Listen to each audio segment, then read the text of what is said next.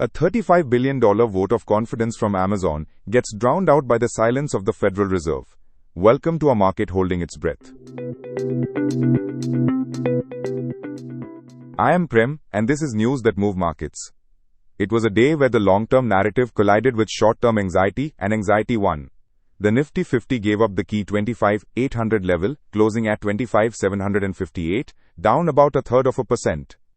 The Sensex shed 275 points to settle at 84,391.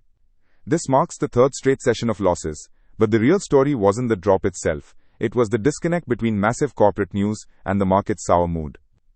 Let us unpack the why. We had a headline that in any other week might have triggered a rally. Amazon committed an additional $35 billion to India by 2030, targeting AI exports and job creation. That brings their total commitment to a staggering levels. But the markets barely blinked. Why? Because everyone is looking past New Delhi and staring directly at Washington. We are hours away from the US Federal Reserve's final rate decision of the year. While a rate cut is largely priced in, the fear lies in the unknown forward guidance for 2026. This uncertainty kept foreign institutional investors on the selling side, effectively neutralizing domestic optimism. It is a classic case of immediate macro headwinds overpowering structural tailwinds. When capital gets nervous, it rotates, and today that rotation was brutal for the consumer durables sector.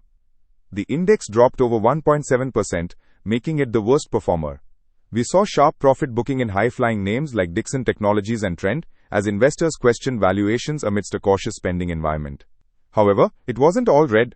Smart money moved into global cyclicals, helping the Nifty Metal index close in the green.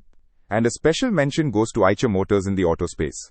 On a day when the broader market fell, Eicher hit a record high, proving that strong company-specific fundamentals can still decouple from the broader market beta. Our stock of the day, however, is on the other end of the spectrum. It is Interglobe Aviation, the parent of IndiGo.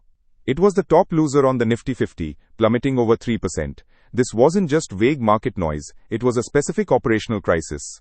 The Civil Aviation Minister has stepped in, reportedly asking the airline to cut its planned flights by 10% to manage a wave of cancellations and operational failures. For an airline that built its entire brand on being an on-time machine, a regulatory cap on capacity is a severe blow. The market immediately priced in the double negative of lost revenue and reputational damage, sending investors heading for the exits. Looking at the technical setup for tomorrow, the Nifty closing below 25,800 is a sign of weakness, but there is a silver lining. The India VIX, our fear gauge, remains subdued around the 11 mark. It suggests that this selling is calculated de-risking rather than panic. Furthermore, Nifty futures are trading at a premium of nearly 100 points over the spot price. This indicates that traders are betting on a relief rally once the Fed event is out of the way. Watch the 25,700 zone closely tomorrow. If that holds, we might see a bounce. Globally, the mood mirrors our own. Asian markets were mostly lower, though Hong Kong's Hang Seng managed a gain thanks to positive news regarding Nvidia chip exports. In the US, futures are flatlining as traders refuse to make a move before the Fed speaks.